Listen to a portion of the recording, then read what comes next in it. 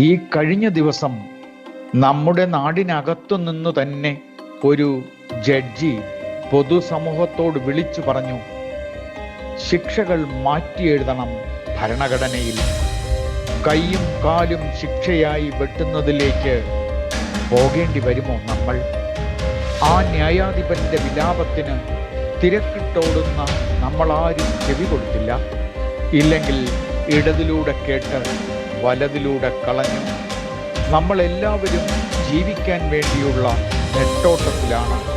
ക്രൂരമായി ബന്ധുക്കളെയോ അല്ലാത്തവരെയോ കൊന്നെടുക്കുന്ന ജീവികൾ മനുഷ്യരല്ലാതെ ആരാണുള്ളത്? വലിയ വിവേചന അധികാരമൊന്നുമില്ലാത്ത ഒരു ജീവിയും ഇരയ്ക്കു വേണ്ടിയല്ലാതെ പരസ്പരം കൊല്ലുന്നില്ല. ഇങ്ങനെ പറയുന്നത് അടുത്തിടെ നടന്ന ഒരു കൊലപാതകത്തെപ്പറ്റി പറയാനാണ്.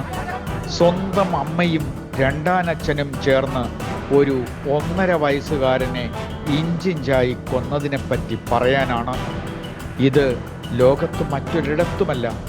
സംസ്കാരവും സംരക്ഷിക്കാൻ നിയമങ്ങളും ജാഗ്രതയോടെ പല സംവിധാനങ്ങളും ഉണർന്നിരിക്കുന്ന നമ്മുടെ ഈ ദൈവത്തിൻ്റെ സ്വന്തം നാട്ടിൽ തന്നെ. മുഖ്യധാരാ മാധ്യമങ്ങളും ഓൺലൈൻ ചാനലുകളും പുറത്തെത്തിച്ച പൊന്നോമന കുഞ്ഞ് അർഷിദിൻ്റെ കൊലപാതകം ഒട്ടൊന്നുമല്ല നമ്മെ നോവിച്ചത്. പ്രായഭേദമില്ലാതെ ആ 1.5 വയസ്സുകാരൻ്റെ സ്നേഹമൊഴുകുന്ന കണ്ണുകൾ നമ്മളെ ഉറക്കത്തിലും വിളിച്ചുണർത്തി.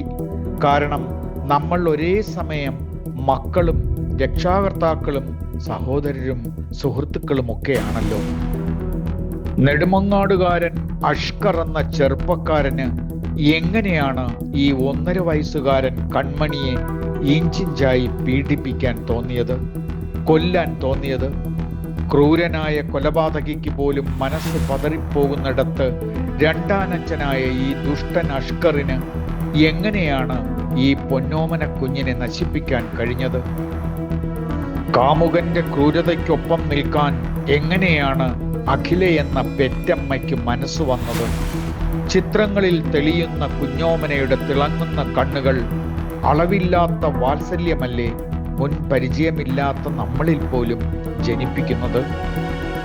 വൃദ്ധയെ പീഡിപ്പിക്കുന്ന കുഞ്ഞു പ്രായക്കാരൻ, കാമുകിയെ തച്ചുകൊല്ലുന്ന കാമുകൻ, സ്വന്തം അച്ഛനെ കാലപുരിക്കയക്കുന്ന ഏക മകൻ, അമ്മയെ നിഷ്ഠൂരമായി ആക്രമിക്കുന്ന ലഹരിക്കടിമയായ പൊന്നോമന പുത്രൻ.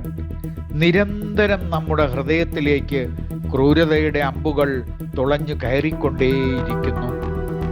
കലിയുഗം ഉറഞ്ഞുതുള്ളുന്ന വർത്തമാനകാലത്തിൽ വെള്ളത്തുണിയിൽ പൊതിഞ്ഞ 1.5 വയസ്സുകാരൻ്റെ കുഞ്ഞു ശരീരം ആശുപത്രി വരാന്തയിലൂടെ പുറത്തേക്ക് സ്ട്രക്ചറിൽ മുന്നോട്ട് നീങ്ങി വന്നുകൊണ്ടേയിരിക്കുമ്പോൾ നമ്മൾ തുടക്കത്തിൽ പറഞ്ഞു വച്ച ആത്മരോദനം, ക്രിമിനലുകളുടെ നടുവിലായിരുന്ന് കണ്ണു മൂടിക്കെട്ടിയ നീതിദേവതയെ സാക്ഷിയായി പച്ചയായ ആ മനുഷ്യൻ, നമ്മൾ നിയോഗിച്ച ന്യായാധിപൻ മനസ്സു തുറന്ന് നടത്തിയ ആ വിളിച്ചു പറയലുണ്ട്. നിയമവും ശിക്ഷയും പരിഷ്കരിക്കപ്പെടണം. ക്രൂരതയ്ക്ക് ഉചിതമായ ശിക്ഷയുണ്ടാകണം. ആരും പ്രതികരിക്കാതെ പോയ ഈ വിലാപം അർഷിദ് എന്ന 1.5 വയസ്സുകാരൻ്റെ ആത്മാവും ആ തേജസ്സുള്ള സ്നേഹമൊഴുകുന്ന കുഞ്ഞു കണ്ണുകളും നമ്മോട് പറയുന്നു. കുഞ്ഞോമനെ, അർഷിദേ, മാപ്പ്.